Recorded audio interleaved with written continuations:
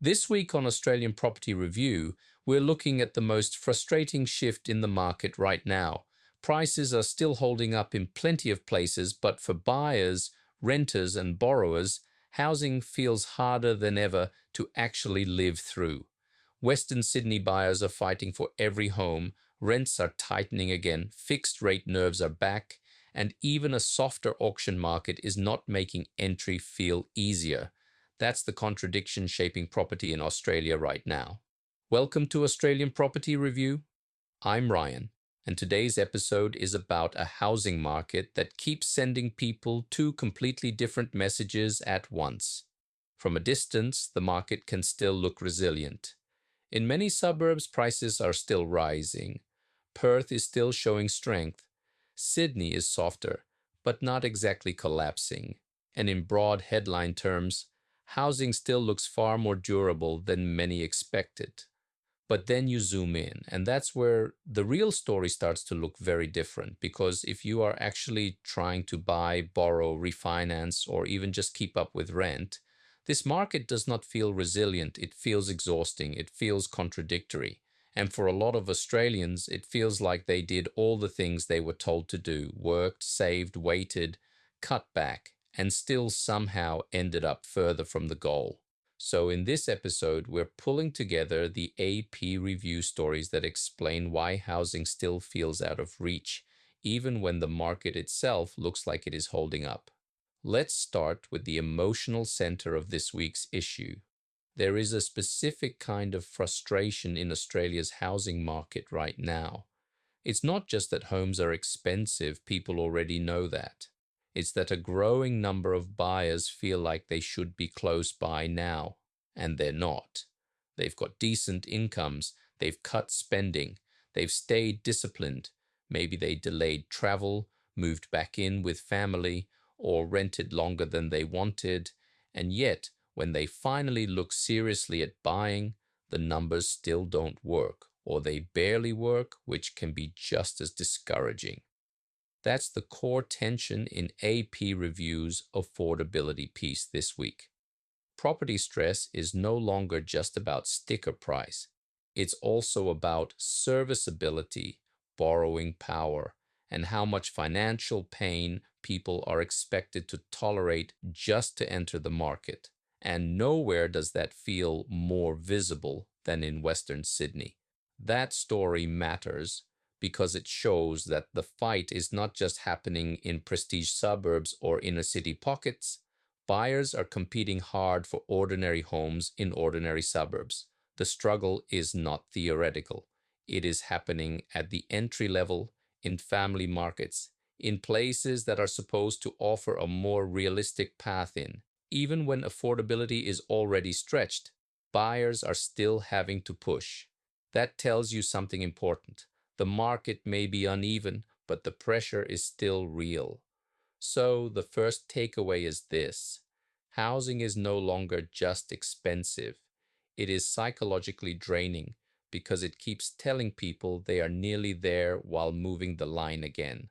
Now, here's the part that confuses a lot of people. They hear that auction clearance rates are softer, they hear buyers are stepping back, they hear Sydney has cooled a bit, and naturally they assume that means things should be getting easier. But the AP review read on this is more subtle than that. Yes, auction buyers are stepping back and vendors are facing more resistance. That suggests a market with less momentum and less blind. The mortgage story this week slots straight into that pressure. Fixed mortgage rates are starting to move higher again, and Australian Property Review's warning is not that fixing is always wrong. It's that borrowers often make this decision out of fear rather than strategy. The piece makes a very clean point. The question is not simply whether fixed rates are going up. The question is what problem you are actually trying to solve. If your budget is stretched and certainty matters, fixing can make sense. But if you are just reacting to headlines and trying to outguess lenders or the RBA, you can end up paying for certainty at exactly the moment fear is doing the thinking. And that's where borrowers get trapped. They focus on the headline rate, but miss what disappears in the structure: offset flexibility, extra repayments, refinance freedom, and room to move if life changes. That matters because this is not only a rates story, it's a flexibility story. And in a housing market this uneven, flexibility has value. A fixed loan can reduce stress for some borrowers, but for others, it can become a more expensive version of peace of mind. Useful, maybe, but not necessarily smart. The other major pressure point in this issue is that housing stress is no longer sitting neatly inside the loan. The Middle East Shock Budget Guide is really about that broader spillover. Fuel is the obvious hit, but it doesn't stop there. When petrol rises and global uncertainty feeds into essentials, the impact moves across transport, food, services, travel, and confidence. That means households can feel poorer and more cautious, even before banks formally change anything. And once that happens, the property effect follows. Not always as a crash, more often as hesitation.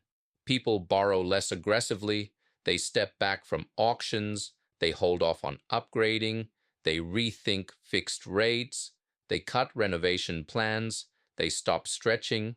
So the real property story is not only what happens to house prices, it is what happens to household confidence when the cost of everything else starts pressing on housing decisions too. That is why this week's newsletter wasn't just about housing affordability. It was about a broader squeeze. Now, there is one more important thread in this issue, and that's wealth building. Because if the market feels harder to enter, the temptation is to become purely reactive, focus only on surviving rent, surviving rates, surviving the next decision. But AP Review's wealth pieces this week push back on that instinct. The article on wealth building in your 20s and 30s argues that the biggest mistake is often not one dramatic blow-up. It is failing to build assets early enough while assuming income growth alone will solve everything later.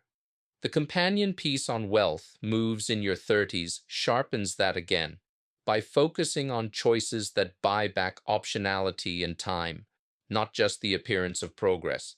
That is a useful counterweight to the housing despair, because yes, the property market is harder than many people expected. Yes, the old timeline has broken for a lot of people, but the broader wealth question still matters.